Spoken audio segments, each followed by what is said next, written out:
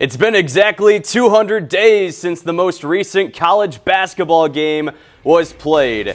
To put it lightly, we've been waiting for a while, and tonight we get a little piece of excitement for the next 5 months as Bowling Green takes the trip to East Lansing to take on the Michigan State Spartans right here on Big Ten Plus. Hello everyone, welcome into the Comm Arts and Sciences building here at Michigan State University, and today we call it the studio that hosts the Big Ten Plus pregame show. I'm Jacob Maurer, joined alongside Joe Dez as we get ready for this exhibition matchup between Michigan State and Bowling Green. And Joe, it's a little bit weird to say this in the month of October, but you can say we're back, or at least almost back, into the college basketball season. Yeah, seemingly everything has started to move forward even faster, Jacob. I started seeing Christmas decorations in the store. Right? Just a week ago. It is quite, crazy how fast things are evolving right now. It really is, and especially these two teams, you look at how different they are from last year. We're going to touch on that in just a couple moments, but everything has really sped up in the last few years. Yeah, it certainly has, and looking at Michigan State from last season, they lose 50 points per game from their 2024 to 2025 season. Jaden Akins, Trey Holloman, and Jace Richardson, the big, departures for this Michigan State team. But, Joe, they do add some new talent. Yes, they do. They're going to be replacing plenty of star power, though. They lost their top 3 scorers, 2 of them to the NBA, of course, Jace Richardson and Jaden Akins, a member of the G League now. They lost over 80% of their three-point shots, 50% of their assists, and 60% of their steals. It's a situation where the newcomers are going to have to step up, and they're going to have to step up quick. Yeah, and I think, as well as the newcomers for Michigan State, we need to talk about the returners for the Spartan team, because 50 points per game is a lot to lose from season to season. And as we take a look at Bowling Green as well, it's going to be a vast difference. But keeping it right here on the Falcons, they only returned 6 players from a year ago. Out of their top 10 scorers, they lose 8 out of their top 10, and all 8 of those players due to graduation or transfer portal reasons. But similar to Michigan State, they do return some exciting players back to this Falcons team. Well, this is something that isn't new for Bowling Green. The last 3 off seasons, they've lost 10 players due to transfer portals, graduation, whatever it may be. They lost their main scorer, Marcus Johnson, to Kansas State. But the big guy, he's coming back right now. They really need to focus on Campbell. Javonte Campbell, he's a great defender. He has some offensive firepower. He's going to be a big part of this lineup. Yeah, 14.4 points per game last season for Campbell as he returns for this Bowling Green lineup. And, we're going to talk about a little bit later on the matchup between these two teams from last season. It's going to look a lot different. But, Joe, I want to keep it on the topic of how do these teams improve, especially for Michigan State, winning the Big Ten regular season a year ago, 17-3 in the Big Ten Conference, only 7 losses last year for Tom Izzo in his 30th season. For Michigan State, it's going to be a mix of those newcomers coming in as well as those returning players stepping up as we take a look at what the era of college basketball projects Michigan State to do this season. They have them at number 22 in the land. It's yet another season. Michigan State is ranked in the top 25. Last year they didn't start off ranked. They weren't getting the respect, but then they made a deep run into the Elite 8. Now they have to really find a way to replace those scorers, keep their defensive intensity, because what it looks like right now at the moment, Jacob, for the expected starting lineup, 4 out of 5 are great defenders. Yeah, for sure. And both Michigan State and Bowling Green, great defensive teams. But as you take a look at the AP Top 25, 6 teams in the Big Ten Conference. It's going to be another gauntlet if Michigan State wants to repeat as repeat champions. As you take a look at the Breslin Center, so big to the Spartans' success last season, only losing 1 game last year at the Breslin, and it was a random Tuesday night against Indiana. Needless to say, this place is popping and one of the best atmospheres in college basketball, even in an exhibition matchup. Well, you have to give a lot of credit to the end zone. Everybody in the end zone loves being there. They show up at midnight to watch this team come out. They stay in the rain seemingly every year, intense, just to support this team.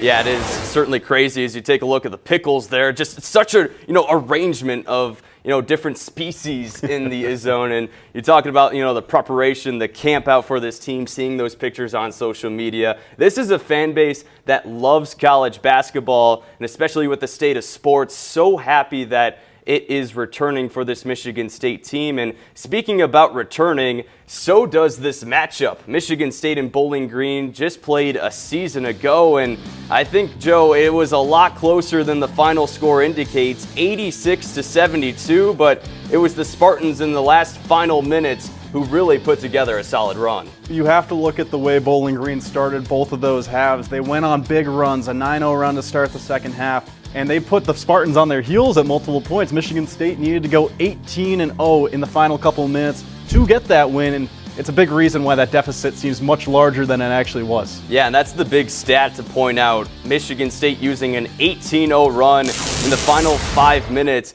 It was a game in which Bowling Green was up 72-68 over the Spartans and seemingly looking like an upset watch, but then Michigan State really took care of business, and that was a lot of their success last season.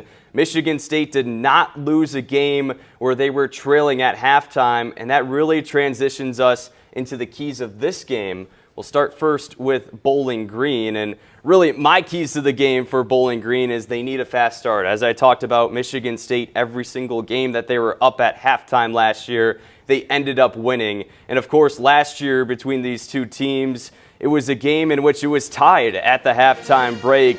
And so if Bowling Green wants a chance here, they need to make it close within the first 20 minutes, not only give them some momentum, but also just continuing to fight as this match progresses. And the last and final point real quick is they need to stop big runs. We already talked about how big and of an impact this zone is for Michigan State, and if you get them on runs, the zone will carry them to the finish line. You cannot surrender big runs in this game if you're the Falcons, and so both of those keys, I think if Bowling Green can stick to that, they might have a good shot here tonight. They really will, and you look back at last year, a big reason they led for over 20 minutes of the game is because of that 15-4 start in the first couple of minutes against Michigan State. Bowling Green, if they can get to that same start this year, you never know how the game will end. Yeah, you certainly won't, and that transitions us into Michigan State's keys to the game. Joe, what do you got? Well, the biggest thing, Jacob, is finding who is going to be the top dog on the team. Michigan State lost their top 3 scorers. Jaden Akins went to the G League.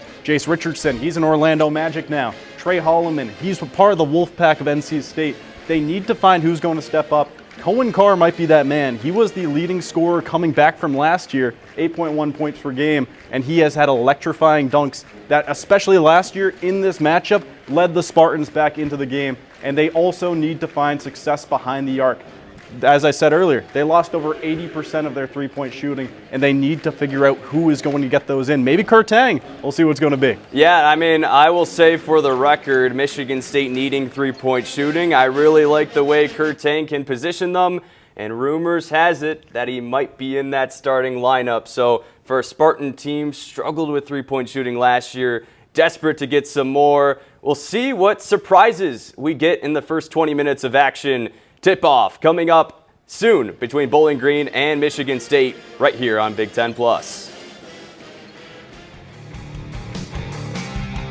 Thank you, Charlotte. Michigan State leading by 9 at halftime. And Jacob, you and I aren't musicians, but the fans at home are stuck in the middle with us right now.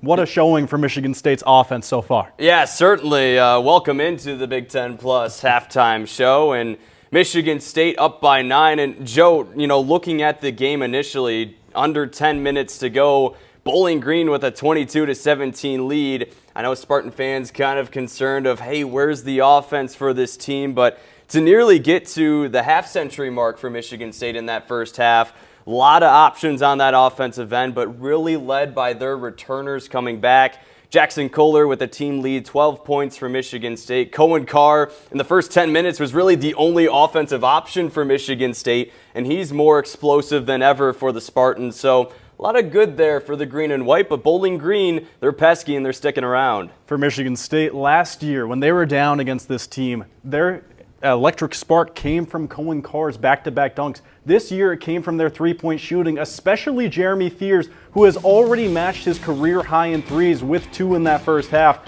Thiers really started the engine for this team. Yeah, and Michigan State getting a lot of beyond-the-arc contributors. They're shooting at 42.9%, but what about Bowling Green? 55.6 from beyond the arc. They're 5 for 9, and really led by Sam Towns, who is coming here and really showed a shocking here in East Lansing as he begins his senior year. But as you see, Jackson Kohler getting in the action and a whole lot of fun here from beyond the arc. And that was really what sparked this Michigan State offense. Guys from on the bench, showcasing the range. And when Bowling Green starts off with the zone defense against Michigan State, this is the method of how you open it up and really get your offense flowing and going, even so early on in the month of October. That zone defense was extremely aggressive, Jacob, and it really got the Spartans on their heels to start the game. But once they calmed down, started to exploit that defense, they got easy buckets. It's a big reason why almost every single basket was assisted in that first half with only 3 turnovers. Yeah, and the big reason why you need to shoot so good in a zone defense, even if it's a 1-3-1 like Bowling Green showed for a majority of that first half, is because if you set up the perimeter, whether it's in the corner or on top, it really opens up the middle, and that's where you get the flow of your offense. And for Michigan State, despite their struggles last year from shooting beyond the arc, they still had Jaden Akins and Jace Richardson and Trey Holloman in those spots to really fill in. But now they're getting new guys. As we mentioned, Jackson Kohler with a 3, Jeremy Fears with 2, and of course Trey Fort off the bench with 2 3-pointers as well. As we take a look at the first half stats, as we talked about, both these teams shooting it excellent from beyond the arc, but I think a real struggle for both these teams, and something they want to talk about, is the free throw line, the charity stripe right now. There's a lot of, free opportunities at that stripe, and not everyone's taking advantage. But Joe, looking at everything so far, the shocking thing to me is the rebound battle for Bowling Green, as well as the points off turnovers for Michigan State. And honestly, with a 9-point lead for the Spartans, points off turnovers is the difference right now. Bowling Green has used their size to their advantage at points throughout this one, Jacob, grabbing as many boards as they can. When you look at the turnovers, on Bowling Green's side, they haven't been able to generate baskets from them. They have had more turnovers than assists so far, 8 turnovers, 6 assists on 13 baskets. Michigan State's end, they've had 17 assists on 18 made baskets, only 3 turnovers.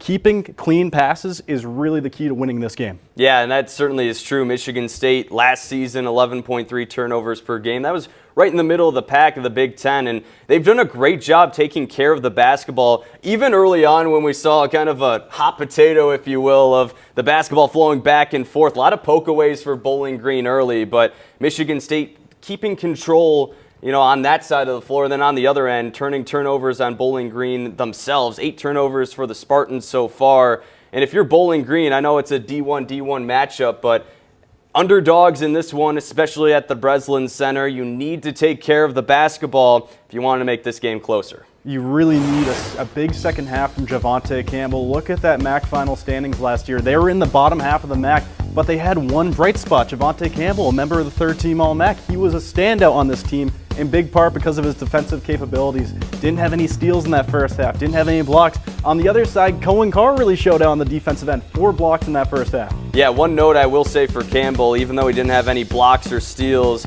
as a guard, still having 5 rebounds on defense and 6 overall will heavily propel your team, and a big reason why they lead the rebound battle right now. And I think for Michigan State's sake and for Tom Izzo and how much he cares about the rebound battle, I think they're getting a good looking right now in the locker room, good yelling for Tom Izzo. But taking a look here at the MAC last year, some MAC action that Bowling Green found themselves in the midst in, but a lot of close games for this Falcons team, and we talked about it, Joe, in the pregame show. A lot of turnover for Bowling Green, and when you have a lot of turnover, you're going to get a lot of costly early mistakes, and we see how much potential that this offense and just this team in general for Bowling Green can have with their defensive playmakers and adding a lot more shooting through the portal and freshman additions. But transitioning now to Michigan State, last year an excellent season in the Big Ten Conference, but it remains as stacked as ever. But the Spartans, if they can continue to do what they did so well in the Big Ten, winning the rebound battle, limiting turnovers, I think they have another good shot to win this conference, Joe. And it was a situation last year, Jacob, where there was often games where Jaden Akins would step up as the top dog. He's gone now. Jace Richardson would step up sometimes. He's gone now. Instead, Jackson Kohler has really had a great first half and showed that there's a reason why he is trusted as the 4th-year senior on this team to lead the offensive firepower. No, that's really the question right now for Michigan State. We talked about the levers last season Jaden Akins, Trey Holloman, Jace Richardson, the big names no longer on this roster for Michigan State. But a lot of those names, including Jace Richardson and Trey Holloman, were not really mentioned in the preseason a year ago. And then they built themselves into having excellent seasons. And that's really, the pedigree of this program for Tom Izzo. Take guys young, develop their talent, and really get them at a point where you can play Michigan State basketball. And right now, Jackson Kohler, excellent in Big Ten play last season, excellent last year to end off the season. Another outstanding game against Auburn in his final game. But when you have a great final game, you turn that into the offseason and really get hungry, and you can tell here tonight it's kind of been a quiet 12 points compared to how Cohen Carr has scored his 11, but certainly a lot of excitement, and I think the big man can really bring some stability with this offense. But the mix of him, Fears, and Carr right now are really the bright spots, and it's good to see them in another position to make a big jump this year. We've talked a lot about the offensive capabilities of this Michigan State team, but we got to switch to the defensive side. There have been glaring moments on each side early on for Bowling Green. They were excellent. They played tight defense. They were switching everything, it seemed like. Michigan State couldn't get past them.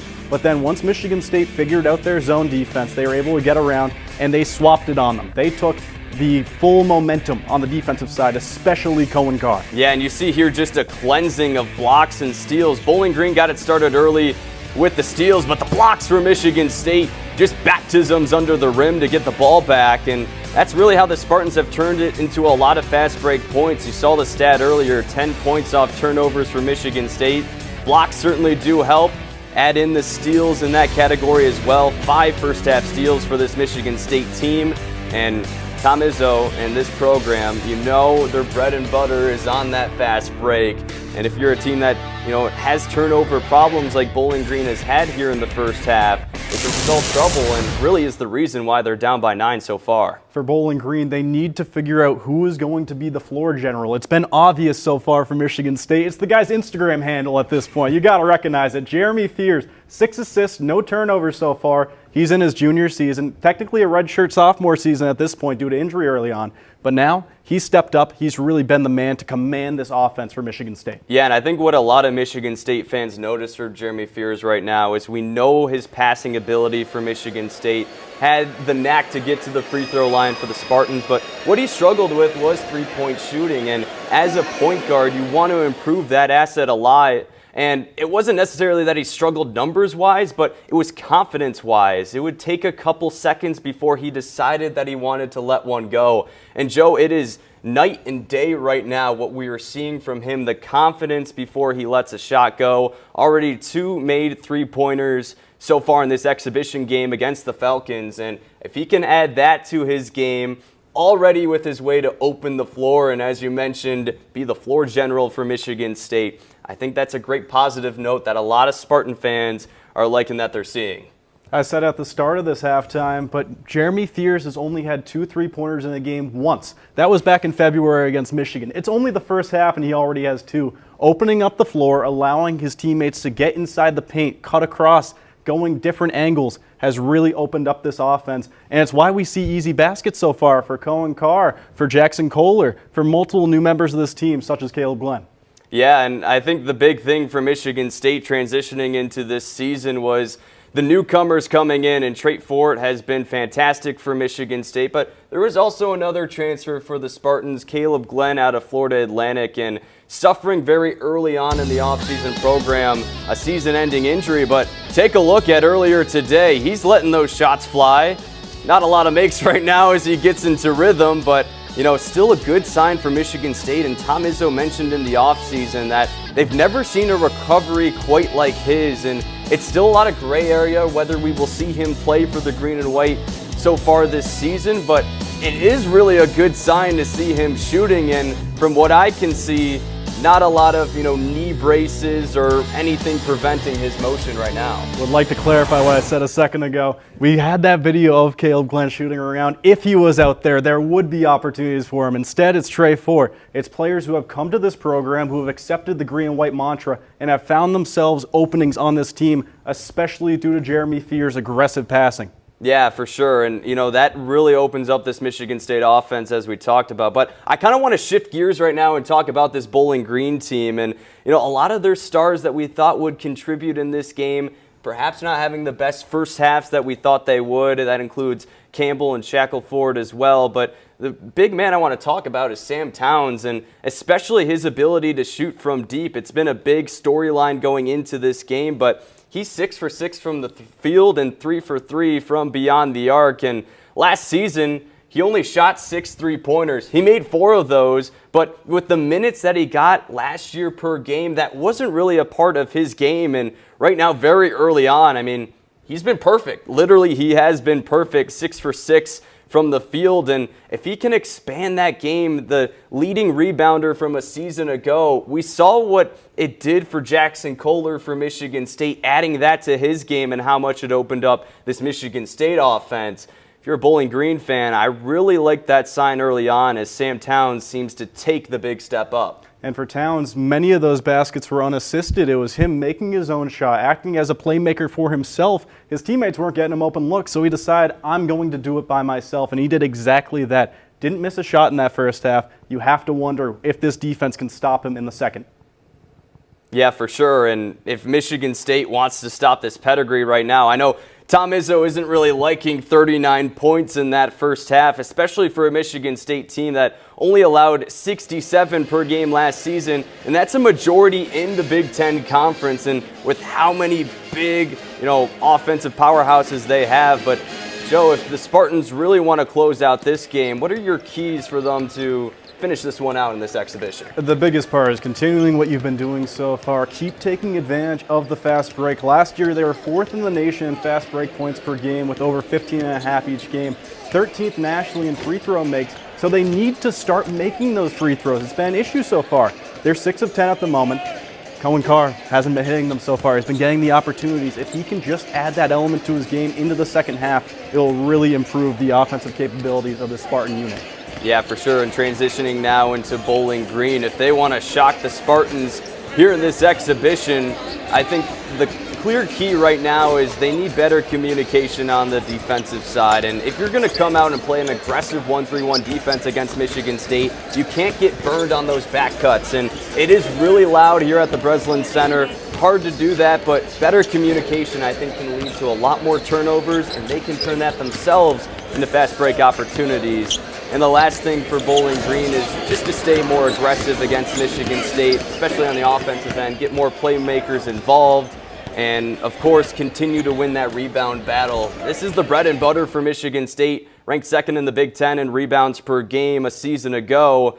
And for Bowling Green, they're sticking with the Spartans and actually winning that battle right now. If they want a chance, they need to continue to do that in the second half. We've seen a lot of aggression on defense, but you mentioned it a moment ago. Bowling Green needs to get their offense going. They need to limit the turnovers, clean up the passing, and just find open looks for their main scorers. We'll see whether or not it happens. Yeah, for sure. This has been it for the Big Ten Plus halftime report between Bowling Green and Michigan State. Now sending it over to the Breslin Center to Kyle Keegan and Charlie Schmickold for the start of the second half. We'll see you guys in the postgame.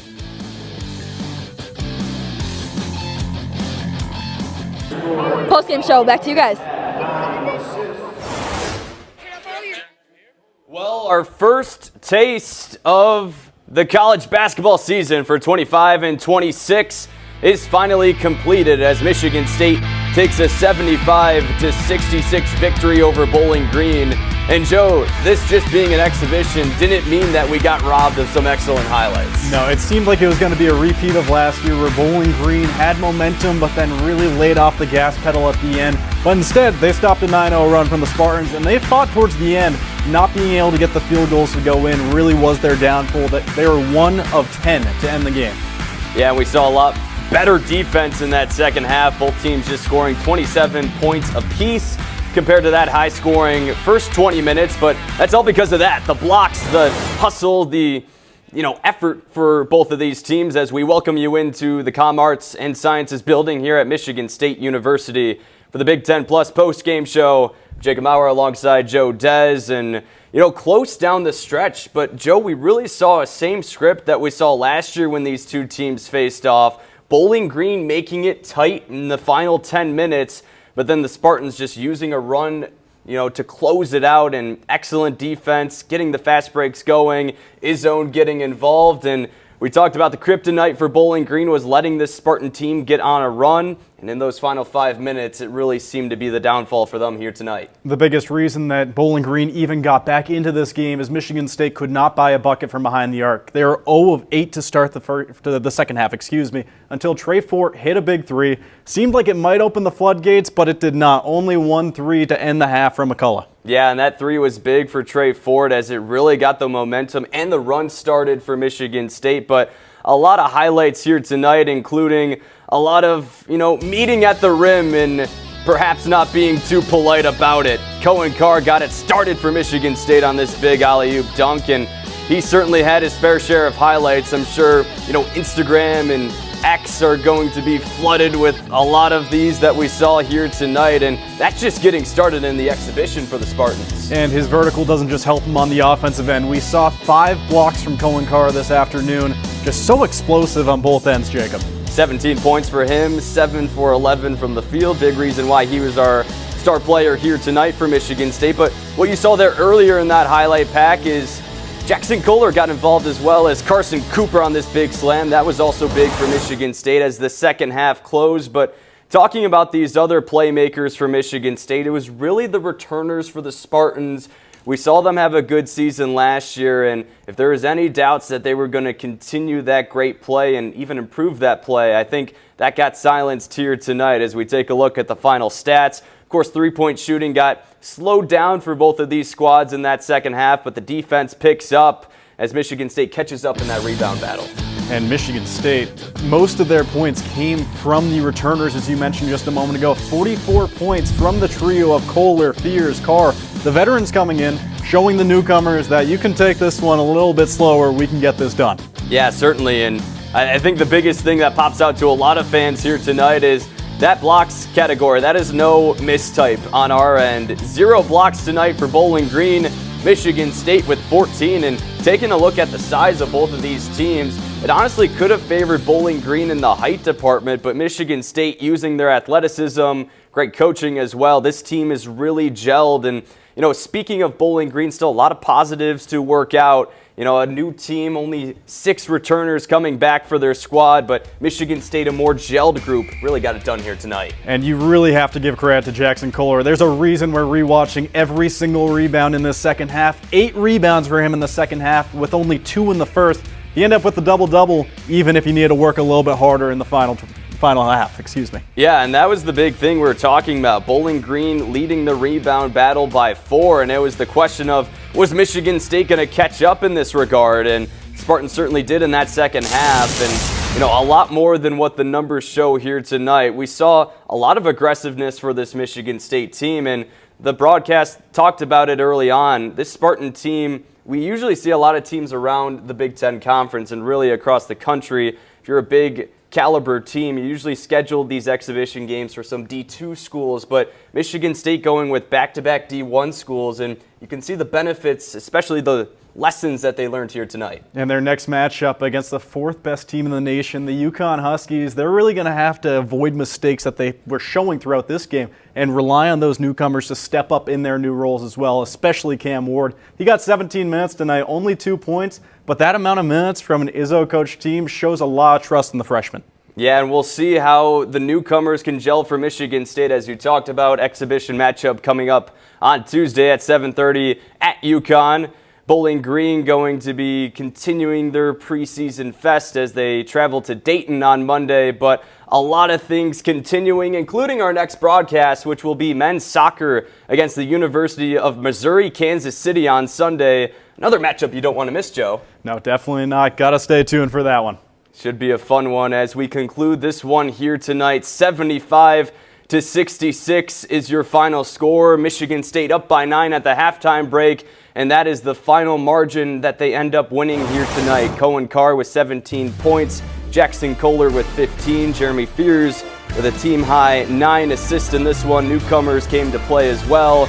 It was really a well-balanced approach for Michigan State. As some thank yous need to go out, huge thank you to our producer for today, Jack Steger, our director, Madison McCarter, our 2 announcers, Kyle Keegan and Charlie Smickle, as well as Charlotte Terbrack on the sideline. For myself, alongside Joe Dez, we thank you so much for watching this presentation of college basketball on Big Ten Plus. We hope that you have a great rest of your night. Final score 75-66 from East Lansing.